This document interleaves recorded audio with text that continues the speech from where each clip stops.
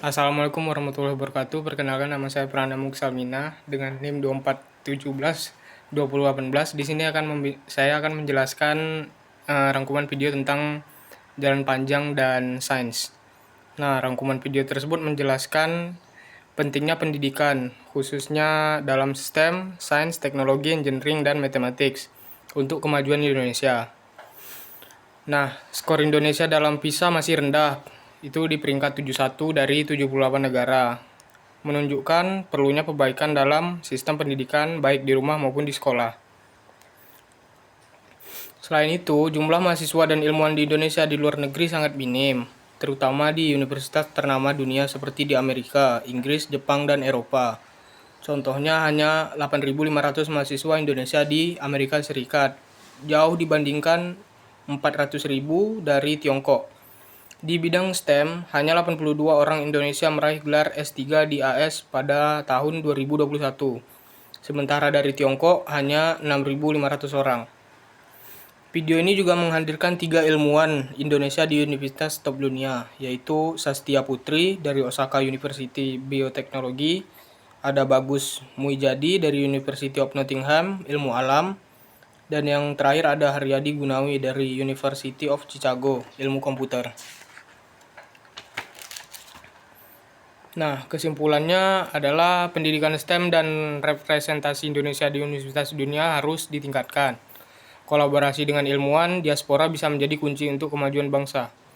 Nah, video ini juga terbagi menjadi 8 segmen. Saya akan membahas dari segmen yang pertama, yaitu kegelisahan. Nah, diskusi ini menyoroti beberapa tantangan dalam pengembangan pendidikan dan sains di Indonesia, serta bagaimana meningkatkan kapasitas SDM untuk mendukung inovasi dan teknologi, baik di tingkat nasional maupun global. Nah, yang pertama itu kekurangan spesialis dan ilmuwan di Indonesia. Indonesia kekurangan jumlah spesialis dan ahli dalam bidang sains dan teknologi yang sangat penting untuk pengembangan inovasi. Negara kita belum terlihat sebagai pemeran utama dalam sains dan teknologi di peta global karena kurangnya jumlah ilmuwan dan kapasitas SDM yang mumpuni. Yang kedua itu persepsi masyarakat tentang sains. Nah, banyak orang di Indonesia menganggap sains itu tidak menarik atau menguntungkan, dan beranggapan bahwa karir ilmuwan bukanlah pilihan yang menguntungkan. Untuk mengubah persepsi ini, dibutuhkan promosi yang besar agar anak muda Indonesia memahami pentingnya sains sebagai karir yang tidak hanya esensial, tetapi juga menguntungkan di masa depan. Nah, yang ketiga itu pentingnya penyerapan dan karir di sains. Diperlukan langkah untuk menciptakan peluang karir yang jelas dan menjanjikan bagi ilmuwan dan peneliti di Indonesia. Jika minat terhadap sains bisa dibangkitkan, langkah berikutnya adalah memberikan mereka opsi karir yang nyata dan membangun ekosistem yang mendukung agar mereka bisa sukses. Yang keempat itu pola pikir saintifik dalam menyelesaikan masalah. Pendekatan berbasis eksperimen dan skeptisisme harus diterapkan dalam pemecahan masalah. Yang kelima itu pendidikan interdisipliner dan multidisipliner. Kolaborasi lintas disiplin dan internasional penting untuk mengatasi masalah kompleks. Yang keenam itu akses informasi global. Generasi muda dapat memanfaatkan sumber daya online untuk meningkatkan wawasan dan keterampilan. Yang ketujuh itu pendidikan luar negeri. Meningkatkan jumlah mahasiswa Indonesia di universitas top dunia dapat memperkuat peran Indonesia dalam riset global. Nah, kesimpulan yang dapat kita ambil dari segmen pertama ini adalah diperlukan budaya ilmiah yang lebih kuat, pendidikan sains yang lebih baik, serta kolaborasi global untuk mendorong kemajuan teknologi dan inovasi di Indonesia.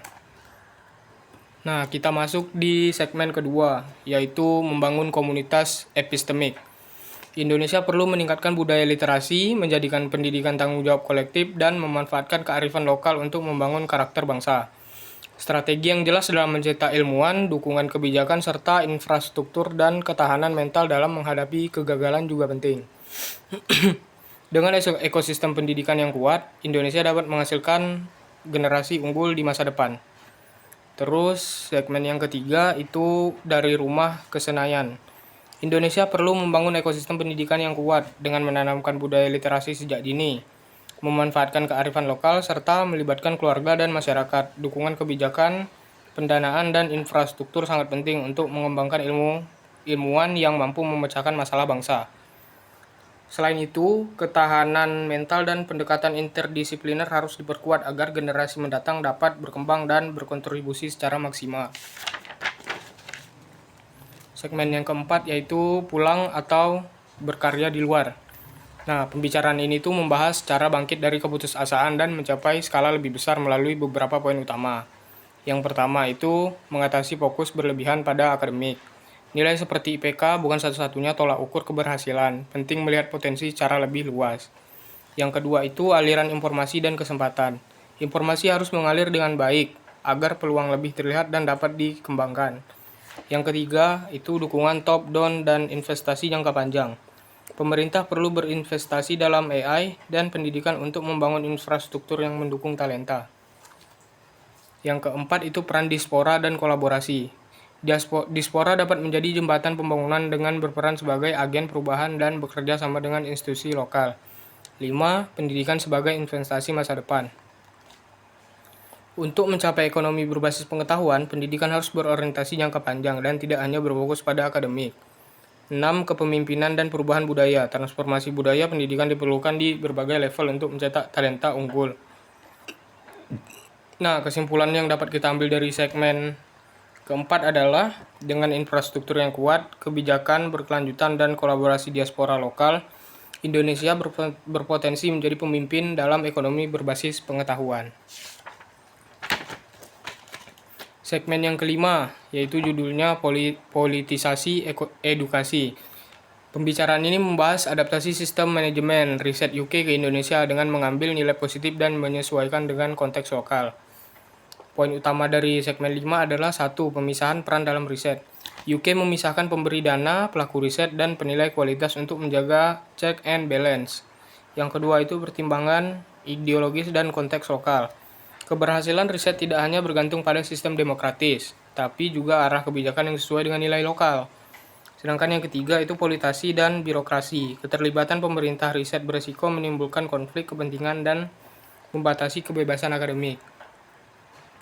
Yang keempat yaitu spesialis dan talenta. Pengembangan bidang strategis membutuhkan kebijakan yang mendukung spesialisasi, bukan yang terlalu generik. Yang kelima, stabilitas ekosistem riset. Keberlanjutan riset harus dijaga agar tidak terpengaruh perubahan politik. Yang keenam, peran diaspora dan diplomasi sains. Kolaborasi internasional melalui diaspora dapat memperkuat ekosistem riset dan kepentingan strategis Indonesia. Nah, kesimpulan yang dapat kita ambil dari segmen ini adalah sistem UK dapat menjadi inspirasi bagi Indonesia dengan pemisahan peran, stabilitas, dan kebijakan berbasis jangka panjang yang disesuaikan dengan tantangan lokal. Kita masuk ke segmen ke-6 yang judulnya Dunia Berhutang pada Indonesia. Pembicaraan ini menyoroti pentingnya menggabungkan pendekatan bottom up dan top down dalam manajemen riset di Indonesia. Poin utamanya adalah 1. Pendekatan bottom up di Amerika Serikat. Fakultas Amerika Serikat memiliki otonomi riset berbeda dengan sistem sentralis di Indonesia. Yang kedua itu peningkatan kapasitas dan skala. Dibutuhkan kebijakan yang mendukung fleksibilitas bagi mahasiswa agar dapat berkembang ke jenjang PhD. Yang ketiga itu dukungan kebijakan MBKM, memungkinkan eksplorasi lintas disiplin tetapi harus dijaga kesinambungannya. Yang keempat itu peran diaspora dan jaringan global. Ilmuwan diaspora dapat memperkuat kolaborasi dan pertukaran pengetahuan. Yang kelima itu fleksibilitas pendanaan riset. Kebijakan dana perlu lebih adaptif untuk mendorong inovasi dan efisiensi. Nah, kesimpulannya adalah Indonesia perlu riset yang scalable dan problem driven dengan konektivitas ilmuwan yang lebih baik serta kebijakan yang fleksibel. Kita masuk ke segmen yang ketujuh yang judulnya pendidikan, hak atau komoditas. Nah, diskusi ini menyoroti strategis peningkatan akademisi di Indonesia melalui mentoring, kolaborasi global, dan kebijakan fleksibel. Berikut adalah poin utama dari segmen 7 yaitu pengembangan SDM. Target pendidikan akademisi dalam skala besar mencontoh AS dan UK. 2. Infrastruktur dan supervisi. Sistem supervisi ganda menjaga kualitas bimbingan. Yang ketiga itu model pendidikan, regulasi ketat membatasi profesionalisasi universitas. Nah, yang keempat itu diaspora dan kolaborasi. Ilmuwan diaspora memperkuat kerjasama internasional. Kesimpulannya adalah kolaborasi global, kebijakan fleksibel diperlukan untuk memajukan akademisi dan riset di Indonesia. Segmen ke-8 yaitu berpikir progresif. Diskusi ini menyoroti produktivitas sebagai kunci daya saing dengan pengembangan STEM berhasil keunggulan lokal. Poin utamanya adalah fokus pada bioteknologi, rekayasa dan kimia dan AI. Yang kedua adalah pendidikan harus fleksibel dan berbasis berpikir kritis. Yang ketiga, di Indonesia perlu strategi riset dan jelas untuk meningkatkan produktivitas dan inovasi.